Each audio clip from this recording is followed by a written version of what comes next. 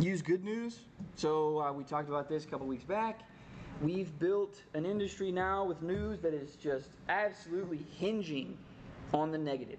You can use good news to your advantage. It's a tool. Everybody likes a good feel-good story every now and then, right?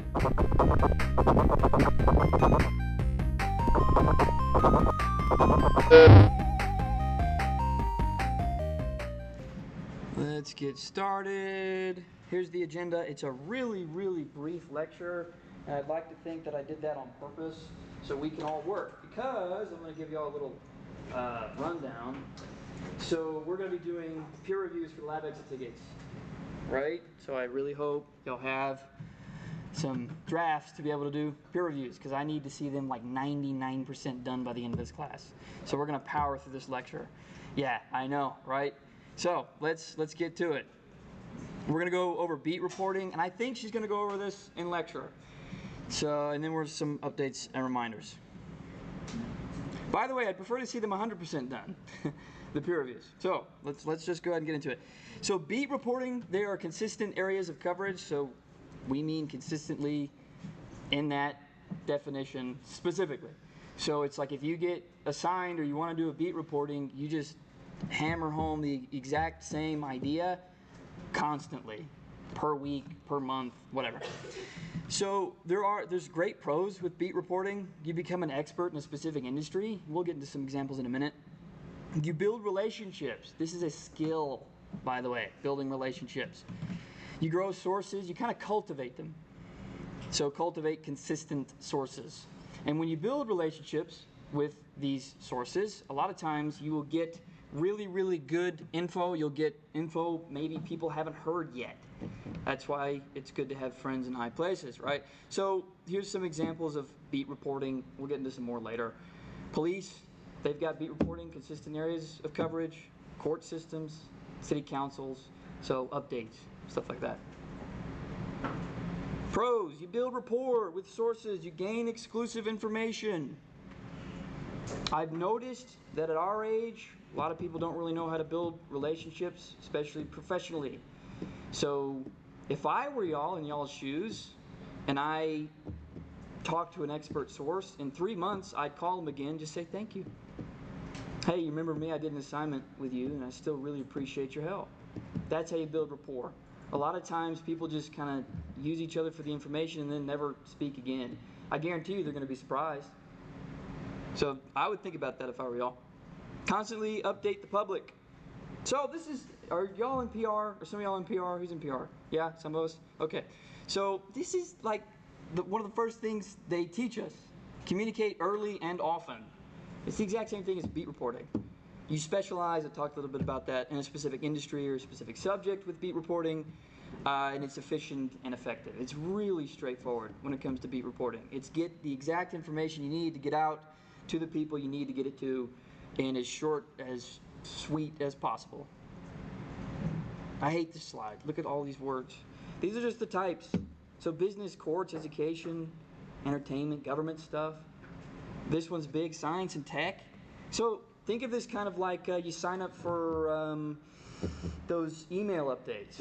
And every week they'll send an email update about science and tech. They'll update it about religion. All right, so it's consistent. It's constant. You'll see it every week. You'll see it every month. Good reporting. This is kind of like in general. I peeled these off the main slides. But good reporting when it comes to beat reporting also. You do your research beforehand. You do your research on who you want to look up, who you want to interview beforehand. Because it's such a specialized subject, a lot of times when it comes to beat reporting, you're going to want to know exactly who you're going to talk to, okay? Use the correct terminology. That also bleeds into research. So if you go to somebody who's an expert in something and you're going to write a story, let's say in science and tech, use the correct terminology. It shows that you've done your research. It shows that you're interested in the subject, and it shows them that you've been able to go out of your way in their field. Education. So this doesn't just educate yourselves. It educates the public. Beat reporting in general. So it's like teach the public something really interesting. Teach them something very cool. Something that not many people know about. Cultivating. I think I'll harp on that in the next slide too, or the one after that. This is the most important, I think, in this lecture, is cultivating sources, creating relationships. And it's once you get the info, follow up with these people. They're just people, right? Doesn't mean you have to become friends. But if you do, and you want to come back for more information, they're going to remember you, and they're going to remember your work ethic. Any questions so far? Pretty straightforward. Gotcha. Good. So coverage. Be prepared. All right, look at that. First bullet point, what I just harped on. Cultivating, building. Be alert. So the benefits, that's what kind of bleeds into education. It's educating the public and educating yourselves. Now the risks. Who might not like this story? That's a great question. You're writing a story, who's going to be against it? That's a very, very telling circumstance to know who's not going to like your story. Because, hey, maybe they're a politician. Maybe they have a lot of resources. Maybe they don't want the story to be published. You know, what's going to happen then? Maybe they're not going to like you. And some people can be petty and go out of their way and try and take down a story. So be aware of the benefits and the risks. Persistence. Now, when I say persistence, I'm not necessarily saying don't take no for an answer. I'm saying if you approach somebody, for instance, y'all's interviews, which I hope most of y'all got them done, if somebody says, I don't really want to do your interview, and they kind of end it there, ask to whom they can send you. So it's not necessarily taking no for an answer like, hey, I need you to do this. Don't leave without some help. And 9 times out of 10, they could send you to somebody, right? So, and this also bleeds into emailing, calling, and visiting. You may feel like a nag, but sometimes you got to do that sort of stuff. Constantly reach out. What I did, for instance, I got a story published in the news about myself. It was prideful, right? Somebody from the news, the Daily Toreador, that's what it's called, said, hey, I want to publish a story about you because you've self-published 4 novels. So that's great. They said, get in contact with me. I tried getting in contact with them. They didn't respond. So every Wednesday at 12 p.m., I emailed them and I called them because I said, you know what? Y'all said y'all wanted to publish a story. I want it on my resume, so let's do it.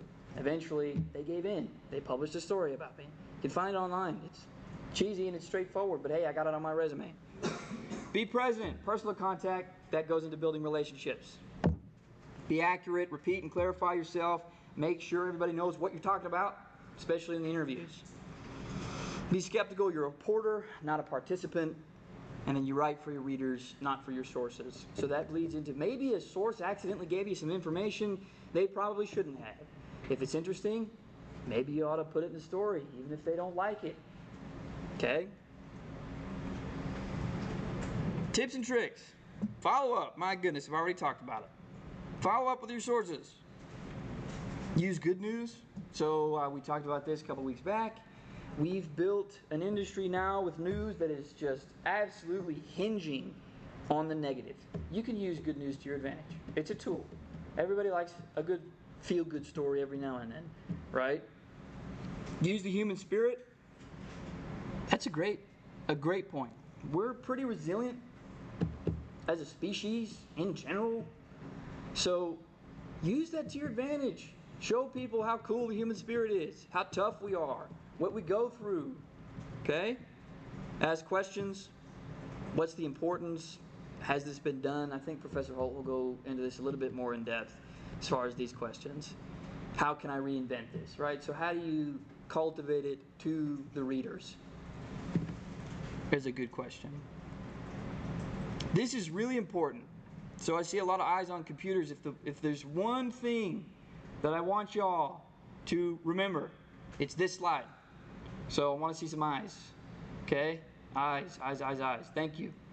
Junior high reading level. We do not write at a level anything higher than that. Okay? So short, sweet, and simple. Brevity, AP style. So if you have a lot of information, use graphs. Makes sense. Humanize the story. Make it really interesting. And a lot of times the way you do that is humanizing it. Follow the money. That tip basically just means people want to know where their money's going. For instance, if you're writing a city council story and they just passed a bill that if your dog bites you, you get fined. Everybody's going to want to know that because it's like, okay, how much is the fine? If my dog bites somebody, I need to know where my money's going. Get creative. That makes sense. Ask readers for questions. That's just reaching out. What do you think? What are your opinions? And then know the trends. What's going on right now? I used the example a couple weeks back about the cinnamon challenge and the ice bucket challenge. What are the trends? What's going on that everybody wants to know about right now? Because that way you will get eyes. Here's some tired stories. Summer heat, back to school. That's still classified as beat reporting because it's consistent. We always see stories about summer heat, about back to school, flu season, about the fair. Hell, we have a fair, I think, going on now. I'm pretty sure. Yeah. So, and then football games. It's the season. We all know, right? So write a story that everybody wants to see that hasn't seen. Okay. So I wanted to go fast, and we are. We're going to get into a little bit of discussion. Discussions are always cheesy, but I want to prime y'all for this. I've got questions for y'all, but if we want to start working, give me something I can work with. We can get it done fast and get to work, okay? So what have we learned so far with the IWA?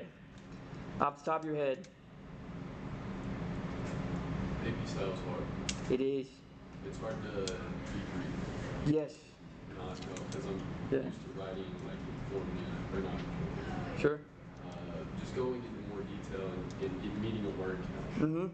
This is kind of the opposite. It is. Yeah. That's a great point. It's a completely new way of writing for a lot of us. Because I think even for me, it was at the time also. Because, hey, I'm used to writing novels. And people don't really like that. A lot of times, especially if you're in journalism or especially if you're writing a cover letter or whatever, brevity. And there's a balance, I think we'll all notice with our good judgment, between writing casually and writing professionally. So there can be a sentence that's too choppy, too short, right? And there can be a sentence that's way too long, like a run-on. But what I've noticed is most people do run-ons, and stuff like that. But that's a good point. What else? What have we learned? I feel like I've been hyper-productive. Great. I still don't know how to even start on my writing. Oh yeah, that's a good point. Yeah, so the template, I know you downloaded the template already, which there should be one on Blackboard if everyone hasn't seen it. I think she took it off. Really? Did she take? Yeah. Is everyone? It's bad. I see it. You see it? So does it give you a? But it's just like It doesn't have a writing. It doesn't look that way. Yeah, it doesn't have the. It doesn't have the bodies, right? It just said okay. I may show y'all mine. You know what? That might be a good idea. I mean, I Hard to start. You talking about intros and stuff? Like you just don't know. And the structure of what you're supposed to be writing. Because I've seen some templates and some are it's like a sentence and then it's indentation and then another sentence and an indentation and then some I'll see it's like a whole paragraph. Yeah. So that's a good point. Maybe something worth passing by Professor Holt, how to start. So let's just move on. Challenges that you faced? How about for some interviews and stuff like that? Any challenges that come to mind? Finding the right person. Yeah, absolutely. Like expert sources and opinion sources. Yeah, that was tough. Good learning experience, right? To whom to go. What else? Challenges? Give me one more. Yeah. I have to work on other people's timelines. Yeah. That's interesting, huh? Did anyone have anybody cancel on them? Yeah. Yeah, that happens. Did you have backups or did you reschedule? Yeah. Wow. Yeah, it happens. And sometimes somebody like me, for instance, I may have to cancel last minute, like last minute, and it hurts because I see the look on people's faces and stuff like that. You go in with an expectation. Hey, we set a time, and you cancel 5 minutes beforehand. What are you going to do about it? Not much you can do. That's why backups are Yeah, good idea. Triumphs. Some things that you learn that are good. Something you feel good about. Give me 2. I think it's kind of fun. Yeah, that's good. Yeah, were you a natural? You think? Was it casual? I like talking to random people. Nice. Yeah, that's a great trait. Did one of y'all raise? Yeah, what's up? Definitely like finding the person like for the expert interview. Yeah. Because it was pretty hard for me. So was it cathartic after you found them? After you interviewed them, it's like, aha, got it done. It was very satisfying. Yeah, I believe it. Good. All right, we'll end the discussion there because it's 20 minutes. Okay. Good. Good.